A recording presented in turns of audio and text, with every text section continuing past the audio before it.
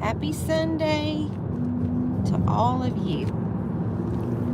We're on our way to church, and we have a little bit of drizzle.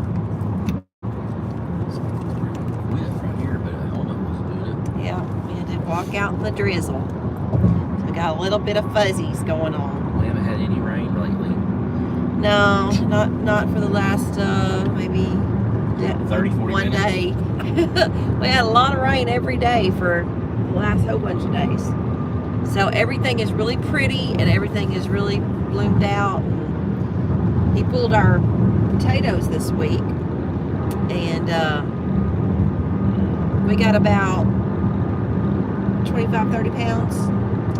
Not as many as usually. But we didn't plant near what we usually do. So I think we only bought how many potatoes? About 3 of each kind, red and the Yukon Gold. And so it was about a brown paper sack full of we just did one row, so yeah, that we got. So we pulled all those, and we're going to try to do the onions this week.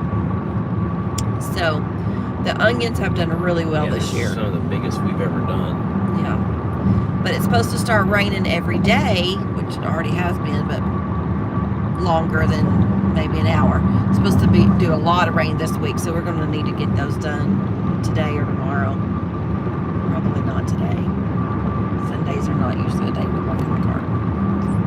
So we had a busy week this week. We had little Jesse's 2-year-old party yesterday. I cannot believe yesterday was he turned 2, and so I cannot believe he's already 2.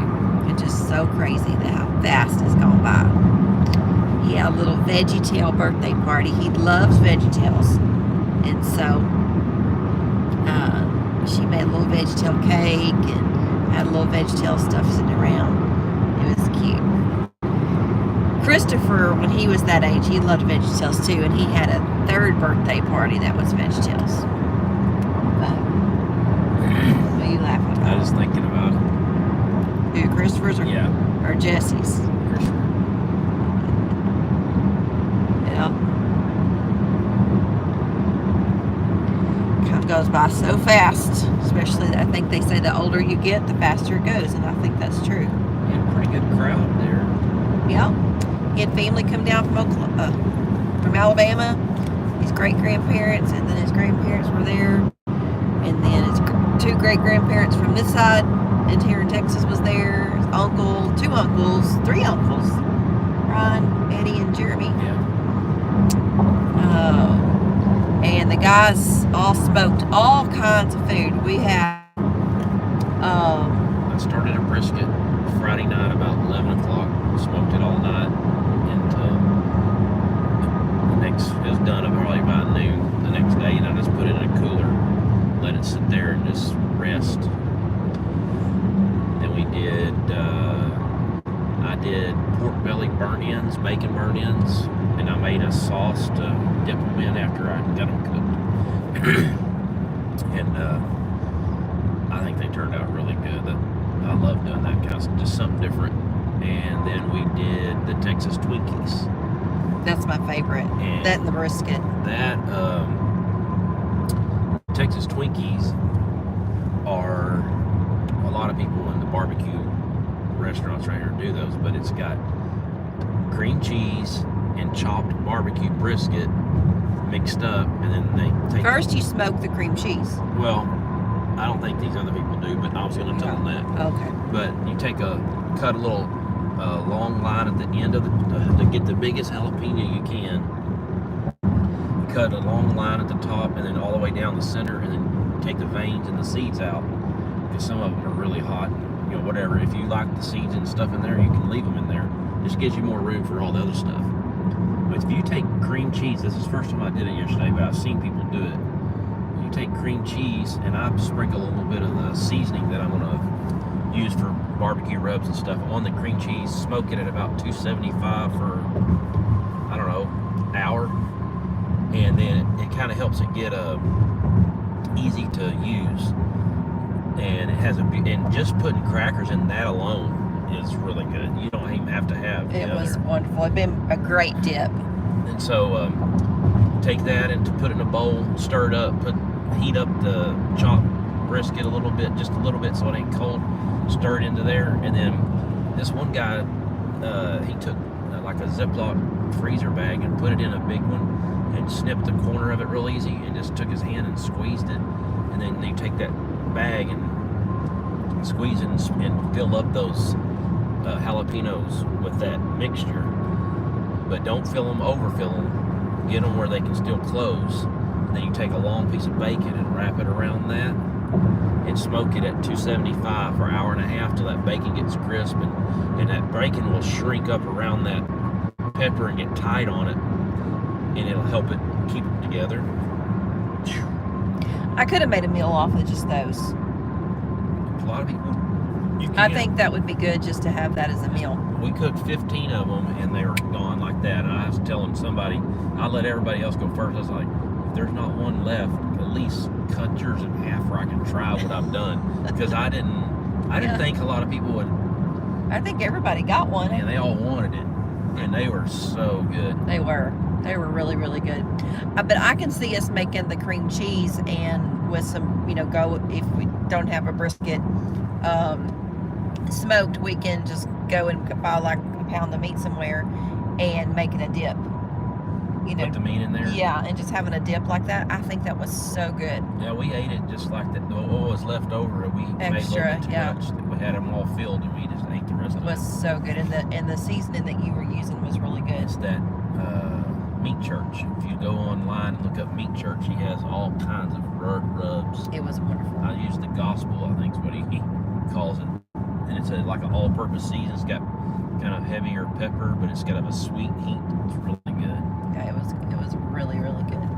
So we had that, and okay, so you made the brisket, you made the Texas Twinkies, and the bacon burn-ins, pork belly burn-ins, or whatever. and then his brother did some ribs, 4 or 5 racks of ribs. He did the St. Louis style, not the baby backs this time, but they were really, really good. You could just, meat just fell off the bone on a lot of them. And then Christopher had done some sausage. We had baked beans, macaroni and cheese, 2 different kinds of potato salad. You made ice cream. Yeah, we made ice cream, and the video's coming for that. I videoed it, so hopefully this week that will Is there come. any of that left? Yeah. Did you like it? Yeah, it was good. Which one did you like? I don't like chocolate, so You no. used the vanilla. So I thought the chocolate was the best, but it's a great a great recipe. You just use heavy whipping cream and a can of condensed milk, and then whatever flavor you want to do. So like if you did chocolate, you did half a cup of cocoa. If you wanted to do vanilla, you just did like a tablespoon. I did like a tablespoon and a half on the vanilla. If you wanted to add candies, or if you wanted to do cookies and cream, whatever, Butterfinger, whatever you could do. It was so good. And it was so easy. I mean, mixed it up in less than 10 minutes, and then you just put it in a whatever you want to put it in, and put it in the freezer for several hours, and there you go. I think that would be fun, good to do on our trip, because it makes not a huge amount, but What kind of mixer would you, it's a tank to take it? I have a mixer. Oh, Yeah, it's just a mixer. it's not a KitchenAid, is what I didn't No, know that's something about it. No, because all you do is you just mix it up until you make your whipping cream into a good So you can get that consistency of vanilla and put some sprinkles on it. Yeah. But I think like Butterfinger or some kind of candy in there, Heath, or even butter pecan. A lot of people do butter pecan in there, and it's so good. What do you do? Put butter on the pecans and cook them, and then put them in there? In a skillet, you do, you put your butter and your pecans and some brown sugar, and you toast them up until they're golden, and you can also eat them like that. It's so good. Yeah. But anyway, we made that, and we had more food. We had so much food. Homemade macaroni and cheese. Everything was so good. So we had a good time. He got some good little gifts and some clothes, and he just can't believe he's 2. Some cars. cars. He liked them cars. Oh yeah, he liked those cars. Sandbox. He got a sandbox. He got a new bed. And He's getting a swing set too, I think. yeah, his mom and daddy got him a swing set. So anyway, it was all about Jesse yesterday. And from from the night before, Papa was cooking for Jesse. Still tired. Yeah, we gotta go home and take a nap. Well, I did other stuff while I was cooking, mowing and cleaning up. The belt on the lawnmower kept coming off. We gotta figure out what's going on with that. But anyway, just a good productive week. This next week, if it's gonna be raining every day, I guess we'll be doing stuff in the house. One thing I want to make sure I get done this week, I want to repaint the ceiling in our bathroom, and I've got a goal of getting that done this week. No, I've already done ours, the other bathroom. About to say, we ain't changing it up, but we just did it. Seems like I'm wanting to repaint it. It just needs to be repainted. Give it a fresh look. Yeah, it needs to be done. So that's a goal I have this week, is to paint that bathroom ceiling. And I won't have Jesse a lot this week, I don't think. So hopefully I'll get that done this week. She doesn't work as much this week. Well, what else? What are you teaching about today? Nehemiah. Talking about his, whenever they wrote that letter to him, Tobias and Sanballat, different things, trying to discourage him from building those walls and rebuilding it. If you study it and look at it, it's really incredible what he tried to do. Most people would, he was already a captive slave. The walls that he was wanting to rebuild were in ruins. From where he was captive to go back to Israel was several hundred miles across a desert that was inhabited with people that were like thieves and criminals that would rob you and things. He had to go all the way back to, and then he didn't really have any tools, didn't have any material. I mean, most people would tell Nehemiah, well, Nehemiah, that was a nice thought that you want to do that, but he didn't let none of that stop him. And he just turned it over to the Lord. And the great thing about it is one of his prayers in chapter 6, I think it's 6 and 9, he prayed, Lord, strengthen my hands. And a lot of us may try to, a lot of us naturally would try to do stuff on our own, and instead of us trying to do it on our own, I like to think about it like this: why would we not want to use a resource? Man, is that nails? No. Why would we not want to use a resource that God's offered to us when we could do so much more than we could think of that we could do with His power, with Him strengthening us? But kind of along that lines, and the different ways that different points about how to get our hands strengthened.